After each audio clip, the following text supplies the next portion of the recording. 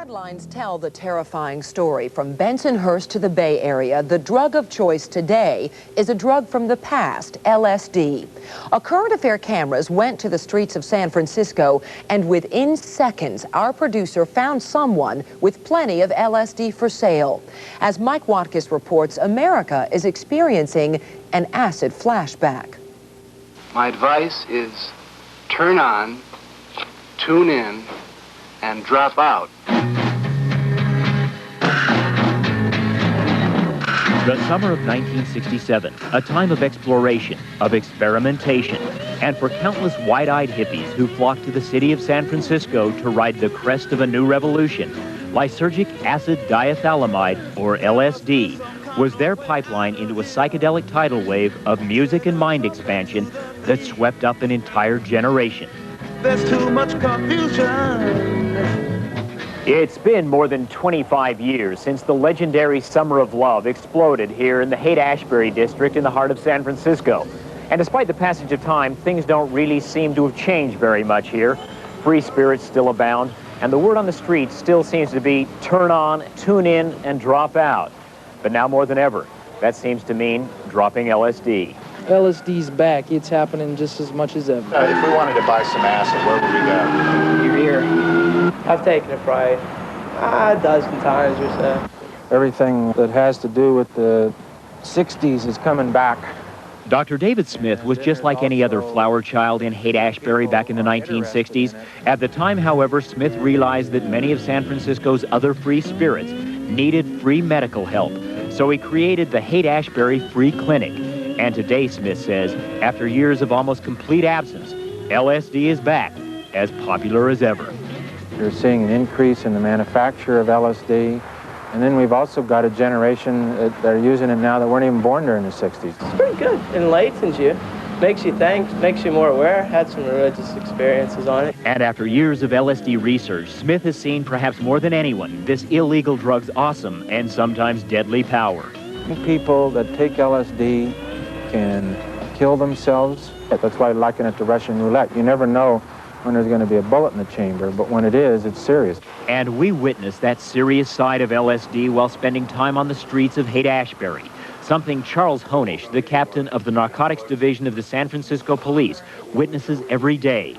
Honish works in tandem with the DEA that since 1990 has tripled its LSD arrest and tripled its nationwide LSD task force.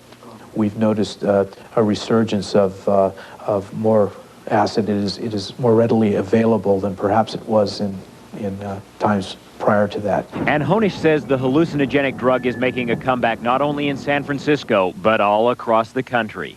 I suspect that the LSD laboratories are somewhere on the West Coast. I wish we knew, you know, we take action, but they're I would say probably somewhere in the West Coast and even Northern California. But the distribution chain is nationwide. And just how easy it is to get LSD in American cities, we found out on our first day. For literally within a matter of seconds here on the streets in San Francisco, we were offered our first deal. I'm going to give you 23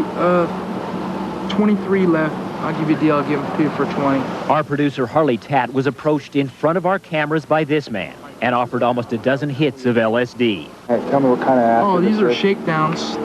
They got the little Buddha man on the front. Are there different kinds? There's bad kind, strychnine and stuff. And despite the distance of acid, the cell of LSD is booming on the ground and in the air. It's very easy to mail. It's particularly blotter can be folded up and put into an envelope and dressed and stamped and sent on its way. I think it's an extremely powerful medicine. Dr. Oscar Janiger is a retired California psychologist who in 1954 was on the forefront of modern medicine when he conducted experiments with LSD, monitoring the creativity of its users. We opened a special project called the Creativity Project, in where artists painted this under controlled conditions.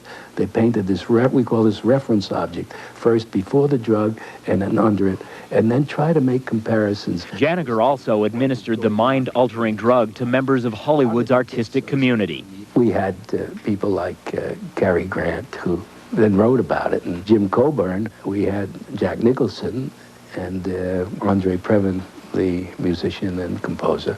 Like all powerful substances, it needs extensive education and preparation for its use. For years, many have tracked large amounts of LSD to concerts of legendary 60s bands like the Grateful Dead.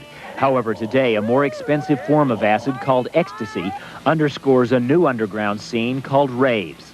That's what they do it at, the raves. Most of the people that buy it aren't hippies. They're like yuppies or whatever. There's a stereotype in society that only poor people, only non-white people, only lower social and economic people do illegal drugs, not recognizing that there was a whole generation of parents who now have children and went through the psychedelic 60s, who took it themselves. Basically, the 90s are going to make the 60s look like the 50s. There must be some way out of here. And like it or not, it seems history has a way of repeating itself. And nearly 30 years after its heyday, LSD is back, once again, part of the American culture. And there's a frightening footnote to that story. According to a recent survey, LSD use among high school students is up by 20%.